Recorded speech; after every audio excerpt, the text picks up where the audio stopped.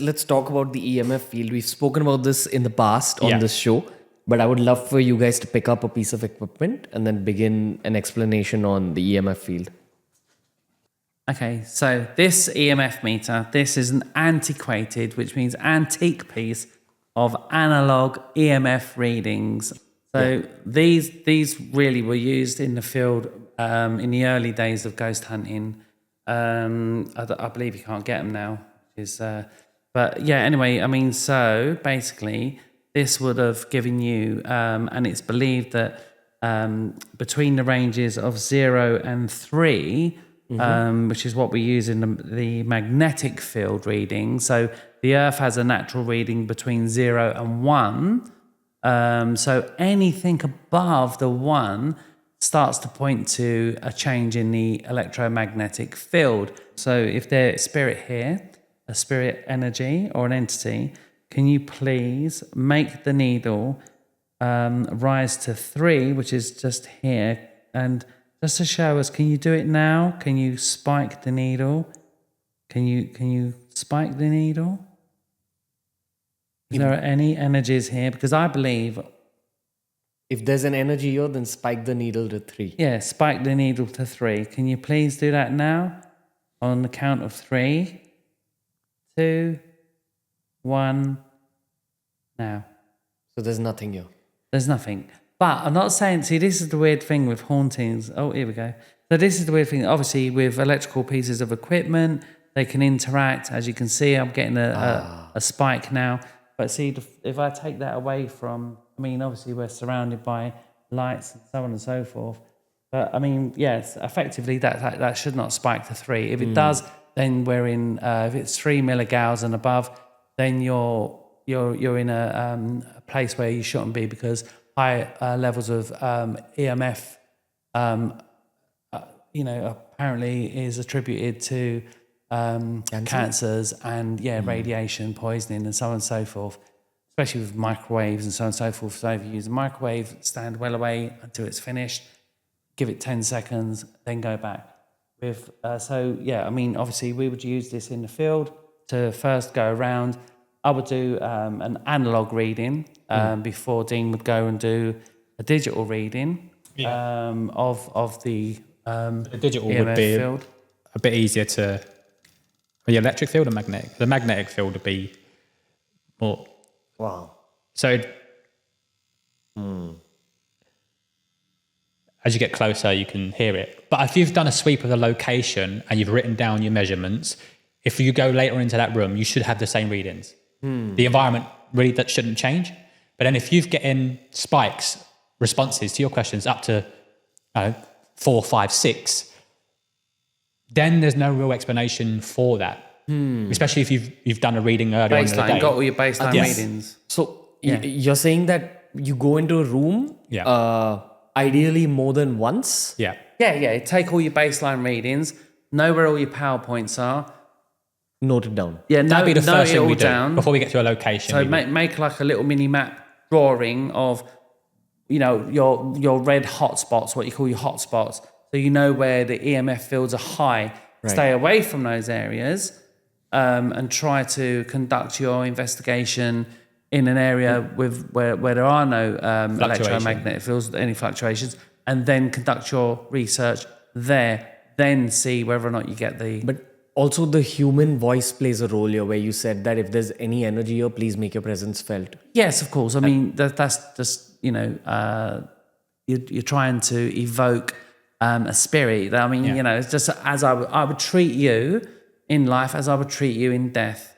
So, I would talk to you exactly the same way I would talk to, a spirit. Do they always respond? No, not always. I mean, there shouldn't be really any fluctuations. I mean, we're happy with, if we're content if it's just nothing. There you go, because we know what the Earth's field is. We know what we're dealing with. But then, if it does start kicking off or giving off readings, then we get excited. But we don't expect to see the reading. Yeah. We don't expect it. Gotcha. But when we do, then we start to ask intelligent questions. Yeah. We start to tune into saying... We start a dialogue and to see if there's a correlation between our questioning and the response. You ask yes and no questions? Or? Yeah, it's a Yeah, Q&A session. yeah, So yeah, it'd be Q&A. like, are you male? Are you female? Did you die here?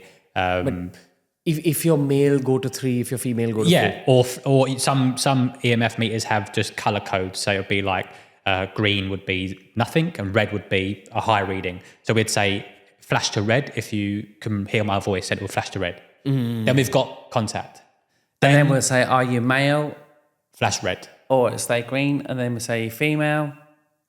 Stay there. Are you a child? It'll go straight up, come down. We'll ask the question again. Are you a child? It'll go up. Are you a male? Are you female? Are you a child? So it's that correlation. That's that Q&A session. But we've got in regards to meters, it's very difficult. I mean, it's only happened on a handful of occasions, but to get actual intelligent communication. But we did manage to capture a 2 to 3 minute segment where we actually obtained genuine intelligent communication with a child entity on film. This can be seen on our evidence page on our website. So are we going back to like the First World War? Anyway, you're 9 years old. You got that much? Huh? It made a noise. Where? Heard a girl's voice. Where was this? This was down in the disused underground station in Kentish Town. London? Yes. Yeah. So what happened? For people to find out what happened, they can go to the evidence page. But to give it an overview, Yes. of course, it was staff intelligent had response. reported seeing an entity movement Of a young girl.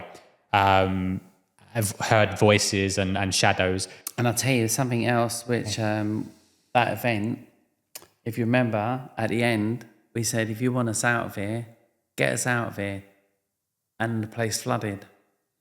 Flooded? Flooded. Yeah, we had to evacuate had to because evacuate. it started raining very heavily, and then all of a sudden, the rainfall drains was, came up, and we were within 10 minutes, all of us, we had to get 30 people out of this. Whether that's coincidental, it could be, but we asked the question, get us out of here. If you want us out, you don't want us here. And then all of a sudden, the rain came down, the drains filled up in underground where we were, and all the water came up and flooded the location. So we all had to leave.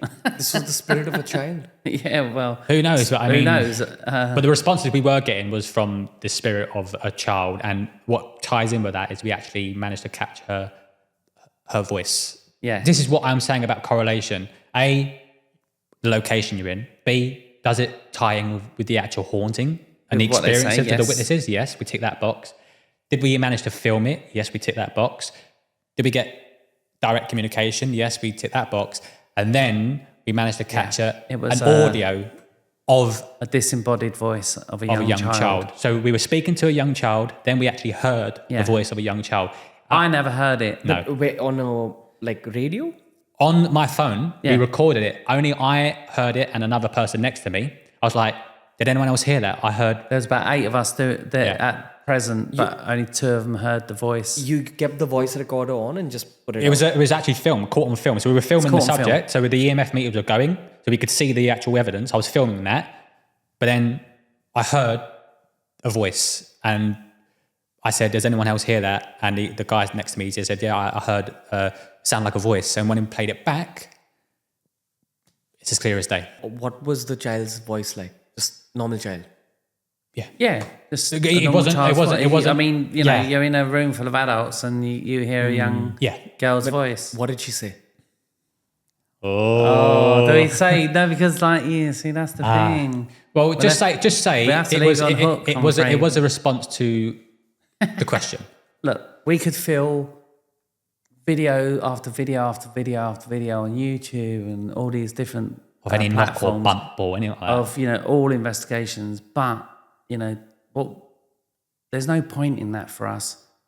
We want to show people, something that they can go, wow, okay, that's believable. And you can see the reaction and of us and- as well on the yeah, camera. and You it's can see like the it's reaction. genuine, it's real, and that is a genuine piece of footage because that's That's what it's all about.